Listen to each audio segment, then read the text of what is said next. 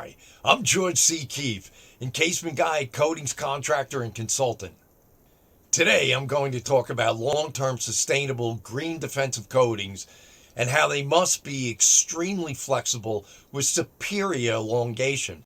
This is an important aspect for a sustainable coating to have since every building or structure moves. They all expand and contract through heat and cold with temperature changes and vibration. So, it stands to reason that if the coatings you are applying to protect and defend your property doesn't move with that typical and expected movement, the coating system will crack and the integrity of the coating structure will break down and fail.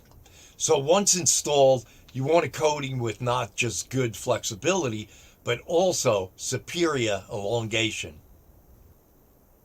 Okay, I'm George C. Keefe, encasement guy, coatings contractor, and consultant.